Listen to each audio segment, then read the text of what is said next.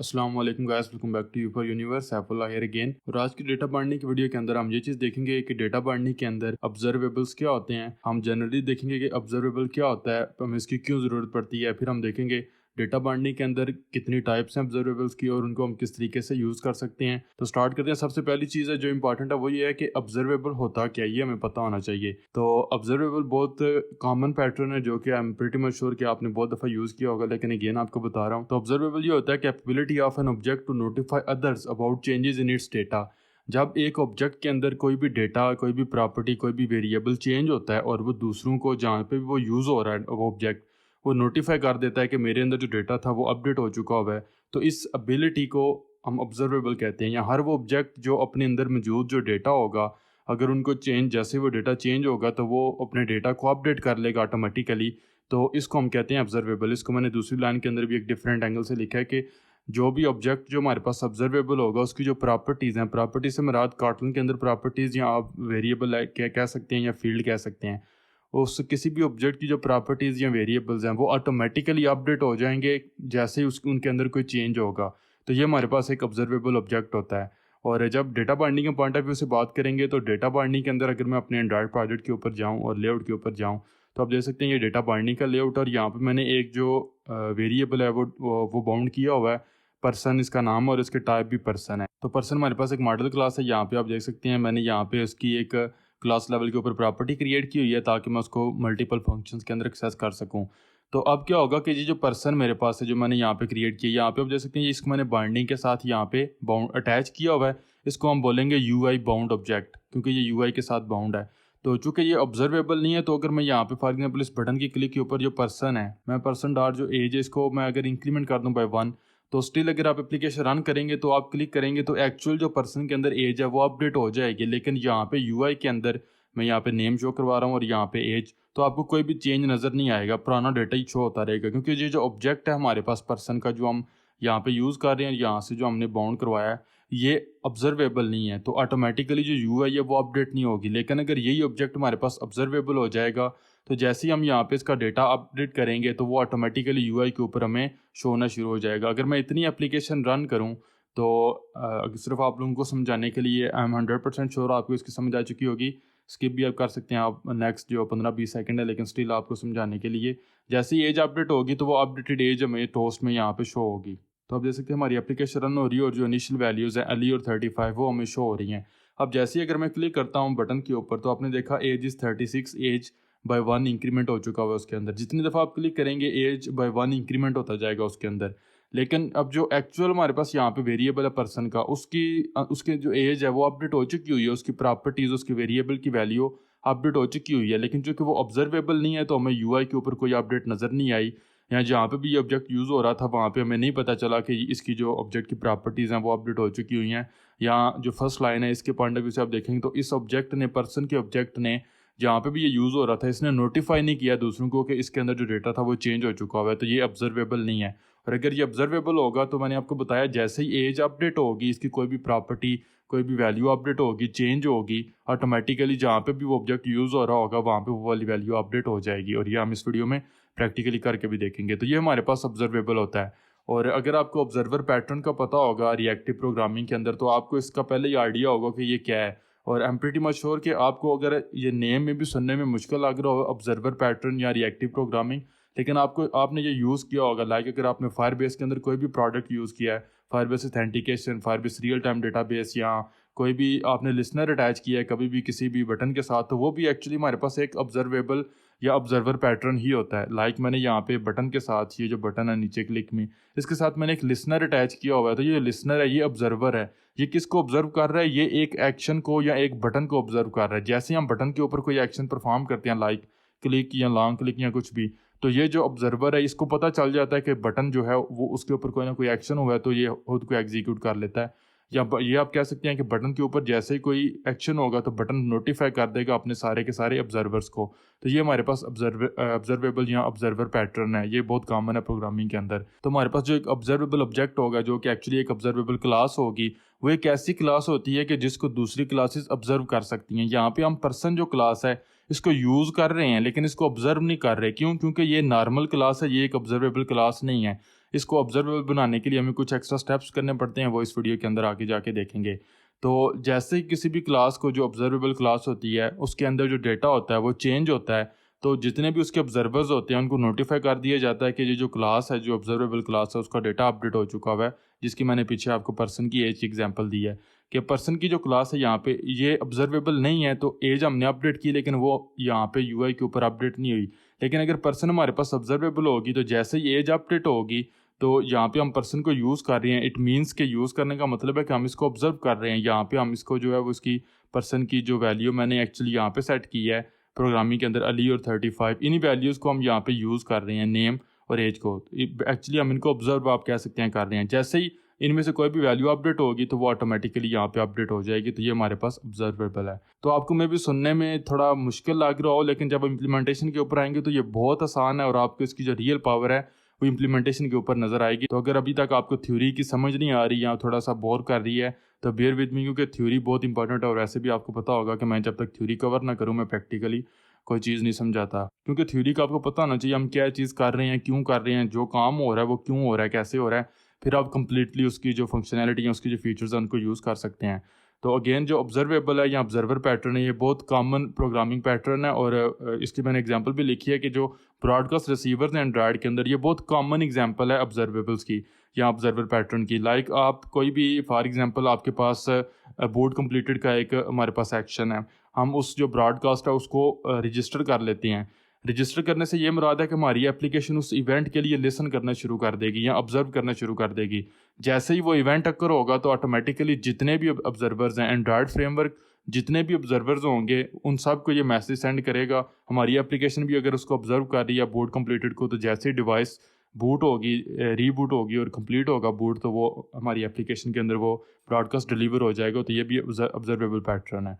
तो नेक्स्ट हमारे पास ये है कि हम इसको क्यों यूज़ करते हैं। तो मैंने आपको बताया कि जिस तरीके से कोई भी आप प्लेन ओल्ड ऑब्जेक्ट उसको डेटा बाइंडिंग के साथ यूज़ कर सकते हैं, जैसा कि हम यहाँ पे यूज़ कर रहे हैं। पर्सन का मैंने ऑब्जेक्ट क्रिएट किया, वो सिंपल डेटा क्लास है हमारे पास, या जावा के अंदर मॉडल क्लास होगी पोजो क्लास, उसको हम यहाँ पे यूज़ कर रहे हैं। लेकिन मैंने आपको बताया कि जैसे अगर हम चेंज करेंगे उस ऑब्जेक्ट को तो ऑटोमेटिकली यूआई अपडेट नहीं होती। लाइक हमने यहाँ पे एज को अपडेट किया है तो हमें खुद दोबारा ये करना पड़ेगा, बाइंडिंग डॉट जो पर्सन है इसको दोबारा बाइंड करवाना पड़ेगा। ऑटोमेटिकली जो एज है वो अपडेट नहीं होगी। अब अगर आप एप्लीकेशन रन करते हैं, सिर्फ आप लोगों को समझाने के लिए मैं रन करके दिखा देता हूँ, तो अब हर दफ़ा जैसे ही हम क्लिक करेंगे बटन के ऊपर तो हम एक्चुअली दो काम कर रहे हैं। पहले तो हम एज को अपडेट कर रहे हैं, लेकिन एज अपडेट होने के बाद उस पर्सन के ऑब्जेक्ट को दोबारा हम बाइंड करवा रहे हैं यूआई के साथ। तो आपने देखा जैसे मैं क्लिक करता जा रहा हूँ एज अपडेट होती जा रही है। तो ये हमारे पास स्टिल कोई ऑब्जर्वर पैटर्न नहीं है, क्योंकि ऑब्जर्वर पैटर्न में ये होगा कि जैसे ही एज अपडेट होगी तो ऑटोमेटिकली यूआई अपडेट हो जाएगी। तो हम सिंपल ऑब्जेक्ट तो यूज़ कर रहे हैं डेटा बाइंडिंग के साथ, लेकिन जब हम उसकी प्रॉपर्टीज़ को चेंज करते हैं, ऑब्जेक्ट को चेंज करते हैं, तो ऑब्जेक्ट चेंज करने से मुराद ये होता है उसकी प्रॉपर्टी या वेरिएबल्स की वैल्यू को हम अपडेट करते हैं, तो ऑटोमेटिकली यूआई अपडेट नहीं होती। तो इस प्रॉब्लम को ओवरकम करने के लिए डेटा बाइंडिंग हमारे जो डेटा ऑब्जेक्ट्स होते हैं उनको ये एबिलिटी देती है कि वो दूसरे ऑब्जेक्ट्स को नोटिफाई करवा सकें, जिनको हम लिसनर कहते हैं, कि उनके अंदर जो डेटा वो चेंज हो चुका हुआ है। लिसनर से यहाँ से क्या मुराद है, लाइक मेरे पास यहाँ पे मैंने पर्सन का ऑब्जेक्ट क्रिएट किया और इसको मैंने इस पर्सन के साथ जो है वो बाइंड करवाया। तो ये जो हमारे पास ऑब्जेक्ट है इसको हम अब हम बोलेंगे यूआई बाउंड ऑब्जेक्ट, क्योंकि ये जो ऑब्जेक्ट है इसको यूज़ किया जा रहा है या आप कह सकते हैं ऑब्जर्व किया जा रहा है या इसको लिसन किया जा रहा है यूआई के ऊपर। तो जैसे ही कोई चेंज होगा इसके ऊपर तो यहाँ पे वो ऑटोमेटिकली अपडेट हो जाना चाहिए। अभी तक ये जो हमारी क्लास है इसके अंदर ये फंक्शनैलिटी अवेलेबल नहीं है कि यूआई के ऊपर इसको लिसन किया जा सके या ऑब्जर्व किया जा सके, क्योंकि अगर ये फंक्शनैलिटी इसके अंदर आएगी तो ऑटोमेटिकली जैसे ही यहाँ पे हम पर्सन डॉट एज करेंगे तो मैं ये वाली लाइन यहाँ से इसकी ज़रूरत नहीं पड़ेगी, इसको कमेंट कर देंगे हम। ऑटोमेटिकली एज या नेम या कोई भी प्रॉपर्टी आप अपडेट करेंगे तो चूँकि हम इस क्लास को लिसन कर रहे होंगे तो नेम और एज है उनमें से जो भी चीज़ चेंज होगी या अपडेट होगी वो ऑटोमेटिकली यूआई के ऊपर अपडेट हो जाएगी। तो इसलिए हम ऑब्जर्वेबल्स को मेनली आप कह सकते हैं कि यूज़ करते हैं। और जितने भी इस तरह के ऑब्जेक्ट्स होते हैं उनको हम बोलते हैं ऑब्जर्वेबल ऑब्जेक्ट्स। राइट नो जो मेरे पास पर्सन का ऑब्जेक्ट है ये एक सिंपल प्लेन ओल्ड ऑब्जेक्ट है, डेटा ऑब्जेक्ट है, ये ऑब्जर्वेबल ऑब्जेक्ट नहीं है। तो जब हम नेक्स्ट इस वीडियो में इसको ऑब्जर्वेबल ऑब्जेक्ट बनाएंगे कि कुछ स्टेप्स के बाद हम जो है वो अपने इस नॉर्मल जो ऑब्जेक्ट है पर्सन का या नॉर्मल जो पर्सन क्लास है इसको ऑब्जर्वेबल क्लास या ऑब्जर्वेबल ऑब्जेक्ट के अंदर कन्वर्ट कर देंगे, तो उसके बाद यूआई इसको लिसन करना शुरू कर देगी। तो हमारा ये वाली जो प्रॉब्लम है वो ओवरकम हो जाएगी। जैसे ही डेटा अपडेट होगा ऑटोमेटिकली हमारे पास यूआई के अंदर चेंजेस हमें नज़र आना शुरू हो जाएंगे। तो इसलिए हम ऑब्जर्वेबल को यूज़ करते हैं। तो यहाँ पे मैंने वही चीज़ लिखी है कि जब ऑब्जर्वेबल डेटा को हम यूआई के साथ बाउंड करवाते हैं और कोई भी डेटा जो ऑब्जेक्ट है जो यूआई के साथ बाउंड है उसकी प्रॉपर्टी चेंज होगी, तो डेटा बाइंडिंग जो हमारा डेटा ऑब्जेक्ट होता है उसको नोटिफाई कर देती है कि जो प्रॉपर्टीज़ हैं वो चेंज हो चुकी हुई हैं और यूआई ऑटोमेटिकली अपडेट हो जाती है। कैसे? जैसे ही हम यहाँ पे पर्सन डॉट एज को इंक्रीमेंट करेंगे, अगर पर्सन ऑब्जर्वेबल हुआ तो जैसे ही एज इंक्रीमेंट होगी तो पर्सन डेटा बाइंडिंग ये देखेगी कि ये वाला जो पर्सन का ऑब्जेक्ट है जिसके अंदर एज या नेम या कोई भी प्रॉपर्टी चेंज हुई है, ये कहाँ कहाँ पे यूज़ किया जा रहा है। जहाँ पे भी वो यूज़ किया जा रहा होगा, डेटा बाइंडिंग एक नोटिफिकेशन सेंड करेगी थ्रू आउट दी एप्लीकेशन कि ये वाला जो ऑब्जेक्ट है इसकी ये वाली प्रॉपर्टी अपडेट हो चुकी हुई है। तो चूँकि ये अब प्रॉपर्टी यूज़ की जा रही है यूआई के ऊपर, तो ये अपडेट हो जाएगी। सिंपली ये ऑब्जर्वेबल पैटर्न है और इसलिए हम इसको यूज़ करते हैं। तो आपको में भी देखने में ये नज़र आए कि सिर्फ एक एक्स्ट्रा लाइन अगर हम ऐड कर दें तो हमें ऑब्जर्वेबल की ज़रूरत नहीं, हम क्यों इतना बड़ा काम करते हैं या एक न्यू जो टेक्निक है वो सीखते हैं। तो जब हम थोड़ा सा एडवांस इसके ऊपर काम करेंगे या आप रियल वर्ल्ड एप्लीकेशन के अंदर इंप्लीमेंट करेंगे तो आपको इसकी जो रियल पावर है वो नज़र आएगी। और ये जो हमारे पास कंसेप्ट है डेटा बाइंडिंग के अंदर ऑब्जर्वेबल्स का, ये मेन आप कह सकते हैं कि एक एडवांस और पावरफुल फीचर है डेटा बाइंडिंग का। इसी फीचर को यूज़ करते हुए हम जो मोस्ट एडवांस और पावरफुल फीचर है डेटा बाइंडिंग का, जिसको हम टू वे बाइंडिंग कहते हैं, वो भी हम इसी के थ्रू कवर करेंगे। तो इसके साथ ही हमारी डेटा बाइंडिंग कंप्लीट हो जाएगी और उसके बाद हम न्यू टॉपिक्स के ऊपर मूव कर जाएंगे। तो ये वो वजह कि जिस वजह से हम डेटा बाइंडिंग के अंदर जो ऑब्जर्वेबल्स हैं उनको यूज़ करते हैं। अब नेक्स्ट आ गया कि ऑब्जर्वेबल टाइप्स क्या हैं। Data binding basically different observable classes हमें प्रोवाइड करती है डिफरेंट टाइप्स के जो सिनेरियोज हैं उनके ऊपर ऑब्जर्वेबल्स को हैंडल करने के लिए। और मेन तीन टाइप्स हैं हमारे पास, ऑब्जर्वेबल ऑब्जेक्ट्स, ऑब्जर्वेबल फील्ड्स और ऑब्जर्वेबल कलेक्शंस। आप कोई जो नॉर्मल ऑब्जेक्ट है, लाइक हमारे पास पर्सन का ऑब्जेक्ट है, आप इसको किसी भी कस्टम ऑब्जेक्ट को ऑब्जर्व कर सकते हैं। सेकंड हमारे पास है कि ऑब्जर्वेबल फील्ड्स, आप किसी डायरेक्टली ऑब्जेक्ट की बजाय किसी एक सिंगल फील्ड को ऑब्जर्व कर सकते हैं। ये सारी के सारी जो फीचर्स हैं डेटा बाइंडिंग की तरफ से हमें प्रोवाइड किए गए हैं। लाइक जितने भी प्रिमिटिव फील्ड्स हैं आप उनको जो है वो ऑब्जर्व कर सकते हैं और एट द एंड आप कलेक्शन को, मैप या अरे लिस्ट को जो है वो आप ऑब्जर्व कर सकते हैं। इससे पहले कि मैं मजीद आगे जाऊँ, मैं एक चीज़ आपको बता देता हूँ कि जो एक्चुअल और आप कह लें कि रियल वर्ल्ड एप्लीकेशन में आप डेटा बाइंडिंग का फीचर यूज़ करेंगे, ऑब्जर्वेबल पॉइंट ऑफ व्यू से इम्प्लीमेंटेशन की बात कर रहा हूँ, वो एक ही फीचर है, एक ही क्लास आपको एक्सटेंड करनी पड़ेगी। जितने भी मैं यहाँ पे आपको क्लासेस और बाकी टाइप्स बताऊंगा ये सिर्फ इसलिए है कि आपको पता हो कि ये ऑप्शंस अवेलेबल हैं। लेकिन प्रोडक्शन एप्लीकेशन में बहुत कम ऐसा सिनेरियो होगा कि आप इन ऑप्शंस को यूज़ करेंगे। जो मैं at the end of the video आपको एक चीज़ बताऊंगा, एक क्लास है हमारे पास जिसको हम कहते हैं बेस ऑब्जर्वेबल। इसी क्लास को यूज़ करते हुए हम जो डेटा बाइंडिंग के अंदर ऑब्जर्वेबल्स हैं इनको यूज़ करते हैं। लेकिन हमें पता होना चाहिए कौन कौन से ऑप्शंस अवेलेबल हैं, इसलिए हम ये सारी चीज़ें सीखेंगे।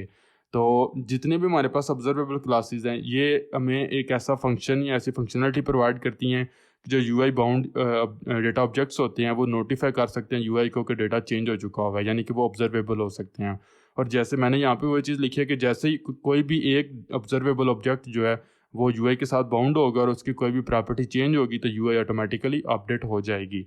तो ये हमारे पास मेन टाइप्स हैं ऑब्जर्वेबल्स की, ऑब्जर्वेबल ऑब्जेक्ट्स, फील्ड्स और कलेक्शन। तो नेक्स्ट हमारे पास जो फर्स्ट टाइप या फर्स्ट आप कैटेगरी कह सकते हैं वो है ऑब्जर्वेबल ऑब्जेक्ट्स। और इसमें जो बेस हमारे पास इंटरफेस है, जो जितनी भी ऑब्जर्वेबिलिटी है डेटा बाइंडिंग के अंदर उसका जो मेन बेस है वो ये वाला इंटरफेस है हमारे पास, इसको हम कहते हैं ऑब्जर्वेबल। ये एक इंटरफेस है हमारे पास और जितनी भी ऑब्जर्वेबल क्लासेस है उनकी बेस ये इंटरफेस है। और ये इंटरफेस अलाउ करता है डेटा बाइंडिंग को कि वो जो भी यूआई बाउंड ऑब्जेक्ट है उसके साथ एक सिंगल लिसनर अटैच करे जो कि लिसन करेगा प्रॉपर्टी चेंजेस के लिए जो ऑब्जर्वेबल ऑब्जेक्ट होगा उसके ऊपर। कैसे? अगर सपोज कर लें हमारा ये वाला पर्सन ऑब्जेक्ट ऑब्जर्वेबल है तो ये जो हमारे पास ऑब्जर्वेबल इंटरफेस है ये डेटा बाइंडिंग को ये फंक्शनलिटी प्रोवाइड करेगा, ये पावर देगा कि वो हमारे इस पर्सन के ऑब्जेक्ट को जो यहाँ पे इसके साथ एक सिंगल लिसनर अटैच कर देगी।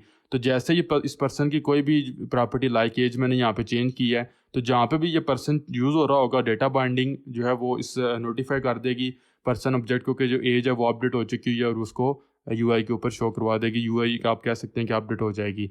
लेकिन डेटा बाइंडिंग लिसनर भी अटैच करेगी और जो प्रॉपर्टी चेंजेस है उनके लिए लिसन भी करेगी। लेकिन ये चीज़ नोटिफाई करना कि जो यूआई बाउंड ऑब्जेक्ट्स हैं वो चेंज हो चुके हुए हैं, ये काम अभी तक स्टिल डेवलपर के ऊपर है। अगर आप इस इंटरफेस की बात करें, ये टेक्निकल काम का बात कर रहा हूँ, तो अगर अभी तक देखें तो अगेन कोई हमें ऐसा सच बेनिफिट नहीं मिला, क्योंकि अगेन जो लास्ट स्टेप है और जो मोस्ट इंपॉर्टेंट स्टेप है कि डेटा बाइंडिंग ने लिसनर भी अटैच कर लिया और डेटा बाइंडिंग ने जो हमारे पास प्रॉपर्टी चेंजेस है उसके लिए लिसन करना भी शुरू कर दिया। लेकिन जो लास्ट और मोस्ट इंपॉर्टेंट स्टेप है कि ऑटोमेटिकली यूआई बाउंड ऑब्जेक्ट्स को नोटिफिकेशन जाए और वो खुद को अपडेट करें, ये काम अभी तक डेवलपर के ऊपर है। तो फिर हमें इस इंटरफेस की ऑब्जर्वेबल का क्या फ़ायदा हुआ। तो आपने यहाँ पे परेशान नहीं होना, क्योंकि इस प्रॉब्लम को ओवरकम करने के लिए हमारे पास ये वाली क्लास है, ये अवेलेबल है, बेस ऑब्जर्वेबल क्लास। ये जो पीछे मैंने आपको बताया ऑब्जर्वेबल, ये इंटरफेस है, मैंने इसलिए साथ लिखा हुआ है, और ये हमारे पास बेस ऑब्जर्वेबल एक क्लास है। इस क्लास ने इम्प्लीमेंट किया हुआ है जो ऑब्जर्वेबल इंटरफेस है इसको, और काफ़ी ज़्यादा जो काम है, जो इम्प्लीमेंटेशन का काम है, जो हमें खुद करना पड़ता है, वो ऑटोमेटिकली ये बेस ऑब्जर्वेबल क्लास कर लेती है। लेकिन इस वीडियो में मैं आपको प्रैक्टिकली इम्प्लीमेंट करके बताऊंगा कि जो ऑब्जर्वेबल इंटरफेस है ये कैसे यूज़ करते हैं। इसलिए आपको बताऊंगा, ऑल दो प्रैक्टिकली हम बहुत कम ऐसे सिनेरियोज हैं कि आप ऑब्जर्वेबल इंटरफेस को डायरेक्टली इंप्लीमेंट करेंगे।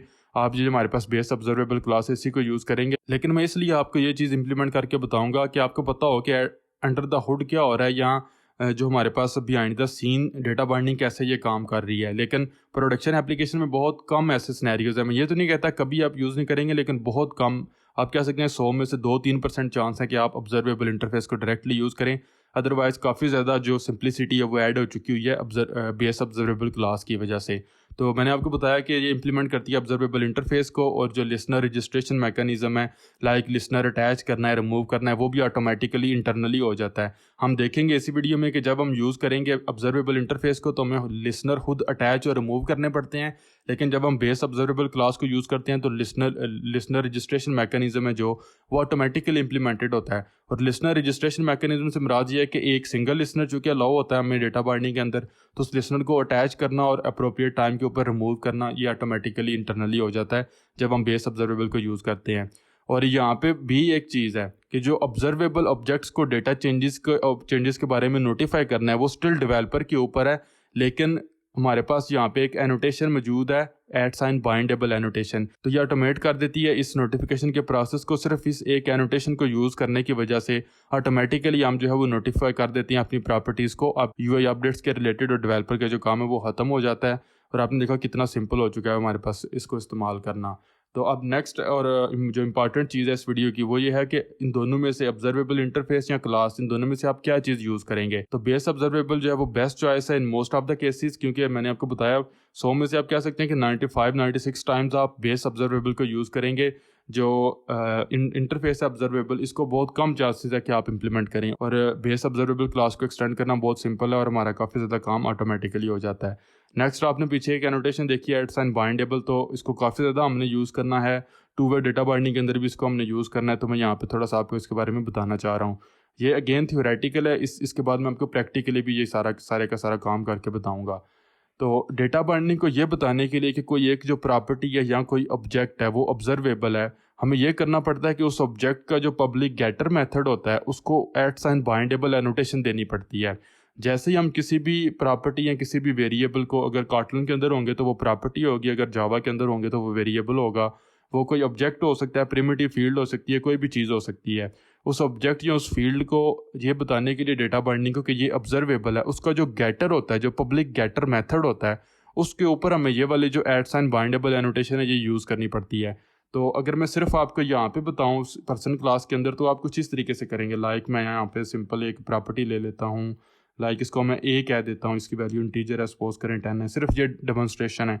तो इसका जो गेटर है उसको मैं कुछ इस तरीके से जो है वो यहाँ पे गेटर को एक्सेस करूँगा @बाइंडेबल। एक सिंटैक्स हमारे पास ये होता है, अगर ये आपको कंफ्यूजिंग लगे इसमें कमेंट करता हूँ। दूसरा तरीका जो नॉर्मली हम जिस तरीके से गेटर मेथड को यूज़ करते हैं, अगर आप इस तरीके से गेटर को यूज़ करना चाहें तो इस तरीके से भी आप यहाँ पे जो बाइंडेबल एनोटेशन है इसको इस तरीके से यूज़ कर सकते हैं। जो एरर आपको यहाँ पे मिल रहा है वो तो चूँकि गेटर की वजह से मिल रहा है, यहाँ पे आपको कुछ ना कुछ रिटर्न करना पड़ेगा। तो मैं सपोज करें यहाँ पे रिटर्न कर देता हूँ जो फील्ड है वही। तो यहाँ पे इस तरीके से भी आप यूज़ कर सकते हैं या इस तरीके से भी यूज़ कर सकते हैं। तो ये चूँकि हमारे पास डिफ़ॉल्ट गेटर है तो यहाँ पे इसको इस तरीके से इसको यूज़ करना सिंपल है। लेकिन जो गेटर मेथड है उसके ऊपर हमें बाइंडेबल एनोटेशन यूज़ करनी पड़ेगी। अगर आप होंगे जावा के अंदर तो जो पब्लिक गेटर मेथड होगा किसी भी प्रॉपर्टी का तो वो आपको यूज़ करना पड़ेगा। तो जावा के लिए एक नेमिंग कन्वेंशन का भी प्रॉब्लम होती है, वो भी मैं आगे जाके वीडियो में आपको बता दूंगा। तो ये हमारे पास जो है वो बाइंडेबल एनोटेशन है। जैसे ही हम किसी भी ऑब्जेक्ट के पब्लिक गेटर मेथड के ऊपर ये एनोटेशन यूज़ करते हैं तो डेटा बाइंडिंग को ये पता चल जाता है कि ये वाली जो प्रॉपर्टी ऑब्जेक्ट है ये मेरे पास ऑब्जर्वेबल बन चुका हुआ है। तो जैसे ही हम ये काम करते हैं तो डेटा बाइंडिंग की एक स्पेशल क्लास होती है BR क्लास। डेटा बाइंडिंग उस क्लास के अंदर ये जो हमारे पास प्रॉपर्टी ऑब्जेक्ट होता है इसके नेम के साथ एक एंट्री क्रिएट करती है, और बी आर क्लास को हम कहते हैं इन शॉर्ट, ये हमारे पास बी आर है, इसका जो मेन नाम है वो है बाइंडिंग रिसोर्स। ये वो वाली क्लास होती है जो डेटा बाइंडिंग जनरेट करती है, जितने भी डेटा बाइंडिंग के ऑब्जेक्ट्स हैं उनके लिस्ट को जो है वो मेंटेन करने के लिए। किस तरीके से आपने देखा होगा, बहुत दफ़ा आपने यूज़ किया होगा, हम एंड्रॉयड के अंदर एक चीज़ यूज़ करते हैं r.id या r.layout या r. कुछ भी आप कह सकते हैं।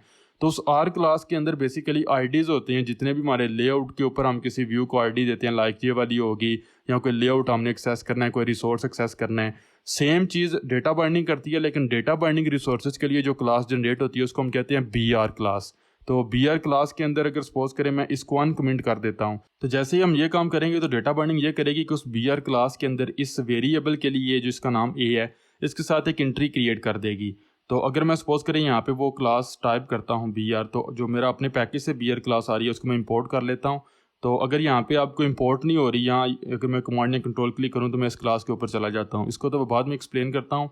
अगर आपको यहाँ पे ये वाली क्लास नहीं मिलती तो आप ये करें, बिल्ड और रीबिल्ड कर लें अपने प्रोजेक्ट को, अदरवाइज आप बिल्ड और क्लीन कर सकते हैं। स्टिल अगर आपको ये प्रॉब्लम आए तो फाइल के ऊपर जाएं और इनवैलिडेट कैशे और स्लैश रीस्टार्ट के ऊपर जाएं और इनवैलिडेट जो कैशे है उसके ऊपर क्लिक करें, या इनवैलिडेट एंड रीस्टार्ट के ऊपर क्लिक करें, तो ये आपके पास अपडेट हो जाएगी। तो आप इस क्लास के ऊपर अगर आप जाएंगे तो आपको यहाँ पे 3 चीज़ें मिलेंगी। पहली आईडी जो है वो पब्लिक स्टैटिक आपको आईडी मिल रही है ऑल के लिए, जितने भी ऑब्जेक्ट्स हैं उनको नोटिफाई करने के लिए। इसके बाद आपको 2 ऑब्जेक्ट्स मिल रहे हैं, हैंडलर और पर्सन। और अगर आप गौर करें तो ये दोनों वही ऑब्जेक्ट्स हैं जो लेआउट के ऊपर हमने क्रिएट किए हुए हैं। हैंडलर वही आपको यहाँ पे मिल रहा है और जो पर्सन है वही आपको यहाँ पे मिल रहा है। तो आपने देखा डेटा बाइंडिंग ने अपने डेटा बाइंडिंग के जितने भी ऑब्जेक्ट्स हैं उनकी एक लिस्ट मेंटेन की हुई है। उसको पता है कि कौन कौन सा ऑब्जेक्ट जो है वो मेरा ऑब्जेक्ट है, डेटा बाइंडिंग का ऑब्जेक्ट है, उसको मैंने अपडेट करना है या चेंज करना है, या मैंने उसको इनिशियलाइज करवाना है, साइन करवाना है। लेकिन स्टिल आपने देखा जो हमारी ये वाली प्रॉपर्टी है जो हमने क्रिएट की है, इसके लिए हमें यहाँ पे कोई भी एंट्री नहीं मिल रही। इसकी 2 रीजंस है। पहली तो ये कि मुझे बिल्ड और रीबिल्ड करना पड़ेगा प्रोजेक्ट, ये बल्कि सेकंड रीज़न है। पहली रीज़न ये है कि इस क्लास को मुझे एक्सटेंड करना पड़ेगा ऑब्जर्वेबल इंटरफेस से, जो कि मैंने अभी तक नहीं किया होगा। तो अभी थोड़ा आगे जाके प्रैक्टिकली इंप्लीमेंट करते हैं तो फिर इसको देख लेंगे। तो ये हमारे पास जो है वो बाइंडिंग रिसोर्स या बी आर क्लास है। तो जैसे ही हम पब्लिक गेटर को एनोटेट करेंगे, डेटा बाइंडिंग इस बी आर क्लास के अंदर एक एंट्री जो है वो क्रिएट कर लेगी। तो इस बी आर एंट्री की वजह से जैसे ही इस ऑब्जेक्ट के अंदर कोई भी प्रॉपर्टी चेंज होगी या ऑब्जेक्ट अपडेट होगा, तो डेटा बाइंडिंग नोटिफाई कर देगी जो चेंजेस होंगे उनके बारे में बी आर क्लास को। चूँकि बी आर क्लास के अंदर ये एंट्री मौजूद होगी तो बी आर जहाँ पे भी वो ऑब्जेक्ट यूज़ हो रहा होगा उसको अपडेट कर लेगी। तो ये हमारे पास जो मेन बाइंडेबल एनोटेशन है, इसको अगेन प्रैक्टिकली करके भी इम्प्लीमेंट करके भी देख लेंगे। तो ये हमारे पास समझने वाली चीज़ है। नेक्स्ट हम देख लेते हैं डेटा बाइंडिंग की तरफ से जो सेकंड हमें सेट ऑफ क्लासेस मिलती हैं वो हैं ऑब्जर्वेबल फील्ड्स। तो अगर आपने मैंने यहाँ पे इंटीजर को ऑब्जर्व करना है, अगर आपने सिंपल आपकी एप्लीकेशन है, प्रिमिटिव आपकी जो 2-3 टाइप्स हैं और छोटी आपने ऑब्जर्वेबल क्लास क्रिएट करनी है, तो इसके बजाय कि आप बेस ऑब्जर्वेबल को एक्सटेंड करें या ऑब्जर्वेबल इंटरफेस को एक्सटेंड करें, आप डायरेक्टली ऑब्जर्वेबल फील्ड्स को यूज़ कर सकते हैं। तो जितने भी प्रिमिटिव क्लासेस हैं उन सब के लिए हमारे पास जो ऑब्जर्वेबल फील्ड्स हैं वो उनकी क्लासेस मौजूद हैं। ऑब्जर्वेबल बुलियन है, बाइट है, करैक्टर है, जितनी भी हमारे पास प्रिमिटिव टाइप्स हैं उन सब के लिए ऑब्जर्वेबल क्लासेस मौजूद हैं। और इन क्लासेस ने इंटरनली ऑटोमेटिकली इंप्लीमेंट किया हुआ है पार्सलेबल को और सीरियलाइजेबल जो इंटरफेसेस हैं इनको। तो सपोज करें अगर मैंने सिर्फ यहाँ पे इंटीजर को यहाँ पे ऑब्जर्व करना है, तो बजाय इसके कि मैं बेस ऑब्जर्वेबल क्लास को जो है वो एक्सटेंड करूँ या इंप्लीमेंट करूँ, ऑब्जर्वेबल इंटरफेस को बाइंडेबल एनोटेशन यूज़ करूँ, बाकी काम करूँ, मैं सिंपली इसकी जो टाइप है इसको कुछ इस तरीके से कर सकता हूँ। ऑब्जर्वेबल इंट के अंदर मैं इसको कन्वर्ट कर सकता हूँ और इसको मैं यूज़ कर सकता हूँ। इसको नेक्स्ट एक वीडियो में, सेपरेट वीडियो में कवर करेंगे।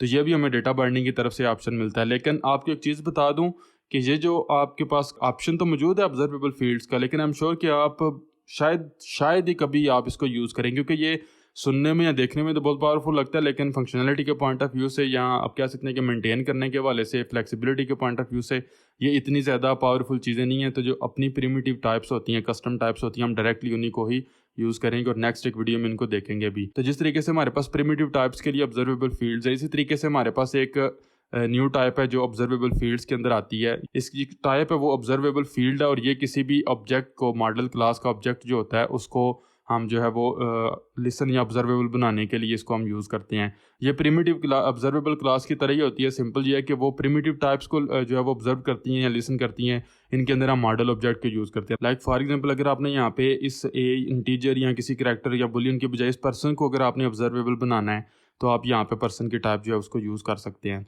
लेकिन अगेन ये सिर्फ सीरियलाइजेबल इंटरफेस को इम्प्लीमेंट करती है, ये जो पार्सलेबल है उसको इम्प्लीमेंट नहीं करती। तो अगर आपने अपनी फील्ड को पार्सलेबल भी बनाना है तो फिर आप इसको एक्सटेंड कर सकते हैं ऑब्जर्वेबल पार्सलेबल से, या इसको यूज़ कर सकते हैं। इसके अंदर ये होगा कि इसने इंप्लीमेंट किया हुआ या एक्सटेंड कर रही है ये क्लास ऑब्जर्वेबल फील्ड क्लास को, तो जो ऑब्जर्वेबल फील्ड की सपोर्ट है वो भी सारी आपको मिलेगी और पार्सलेबल की सपोर्ट भी मिलेगी। मैं एक सेपरेट वीडियो के अंदर इनको कवर तो करूँगा, लेकिन मैं आपको अगेन बता रहा हूँ कि आप रियल वर्ल्ड एप्लीकेशन में या प्रोडक्शन में बहुत कम चांसेस आप इनको यूज़ करें, बल्कि क्योंकि ये इतनी ज़्यादा फ्लेक्सिबिलिटी प्रोवाइड ही नहीं करती। हमें बेस ऑब्जर्वेबल क्लास ही सारे के सारे जो फीचर्स या पावर है वो प्रोवाइड करती है, हम उसी को मेनली यूज़ करेंगे। लेकिन अगेन आपको ये पता होना चाहिए। और एट दी एंड लास्ट हमारे पास जो टाइप थी वो थी ऑब्जर्वेबल कलेक्शंस। तो जिस तरीके से हमारे पास प्रिमिटिव टाइप्स या ऑब्जेक्ट होते हैं, इसी तरीके से कुछ एप्लीकेशन डायनामिक डेटा स्ट्रक्चर को यूज़ करती हैं, लाइक जेसन डाउनलोड कर लिया इंटरनेट से, अरे को यूज़ कर लिया, लिस्ट को, या जिस तरीके से हम किसी रिसाइकलर व्यू वगैरह के अंदर लिस्ट के अंदर डेटा शो करवाते हैं, तो वो मल्टीपल जो डेटा ऑब्जेक्ट्स हैं उनको हम यूज़ करते हैं। तो इन केसेस के अंदर हम कलेक्शंस को यूज़ करते हैं। तो डेटा बाइंडिंग ये हमें अलाउ करती है कि हम अब कलेक्शंस को भी ऑब्जर्वेबल बना सकते हैं। तो ये भी हमारे पास जो नॉर्मल कंसेप्ट है, जिस तरीके से मैप हो गया या अरे होगी, वही होता है। तो डेटा बाइंडिंग ऑब्जर्वेबल कलेक्शंस के लिए दो क्लासेस प्रोवाइड करती है, ऑब्जर्वेबल अरे लिस्ट और ऑब्जर्वेबल अरे मैप। तो पहले हमारे पास ऑब्जर्वेबल अरे लिस्ट है। ये जो हमारे पास क्लास है ये उस वक्त हम यूज़ करते हैं जब जो हमारे पास की होती है वो एक इंटीजर होता है। अरे के अंदर आपको पता होगा कि इंडेक्सेस इंटीजर के अंदर होते हैं 0 1 2 3, आप उनको चेंज नहीं कर सकते। तो जब हमारे पास कोई डेटा होगा की वैल्यू की सूरत में, तो हम ऑब्जर्वेबल कलेक्शन को यूज़ करेंगे, और अगर की हमारे पास इंटीजर होगी तो हम ऑब्जर्वेबल अरे लिस्ट को यूज़ करेंगे। ये इंप्लीमेंट कर रही है ऑब्जर्वेबल लिस्ट इंटरफेस को, और जिस तरीके से ऑब्जर्वेबल इंटरफेस है ये उसी तरह का सिमिलर इंटरफेस है। और इस इंटरनली ये क्लास जो है वो एक लिस्ट चेंज रजिस्ट्री का एक ऑब्जेक्ट होता है, एक टाइप होती है, उसको यूज़ करती है लिसनर्स मैनेज करने के लिए। क्योंकि ये भी हमारे पास ऑब्जर्वेबल है तो लिसनर्स तो मैनेज करने हैं इसने, इसलिए ये इसको यूज़ करती है। अगर मैं अगेन सेपरेट वीडियो में इसको कवर करवाऊँगा और आप देखेंगे हम लिस्ट चेंज रजिस्ट्री को कभी भी प्रैक्टिकली खुद यूज़ नहीं करेंगे, ना ही क्रिएट करेंगे, लेकिन इंटरनली ये हमारे पास हो रहा होता है। और जिन इवेंट्स के अगेंस्ट हमारे पास यूआई अपडेट होगा वो हमारे पास हैं कि आप कोई रेंज इंसर्ट करते हैं, सॉरी मैंने रेंज गलत लिखा हुआ है यहाँ पे, आप डिलीट करते हैं कोई वैल्यू, रिमूव करते हैं या मूव करते हैं, या ओवरऑल जो लिस्ट है वो सारी की सारी अपडेट करते हैं, तो ये हमारे पास ये चेंज अकर होगा। नेक्स्ट जो हमारे पास वैल्यू है, नेक्स्ट जो हमारे पास ऑप्शन है वो अरे मैप का, ऑब्जर्वेबल अरे मैप। तो इसको क्लास को हम उस वक्त यूज़ करते हैं जब जो हमारे पास की टाइप है वो स्ट्रिंग या कोई और ऑब्जेक्ट होगा।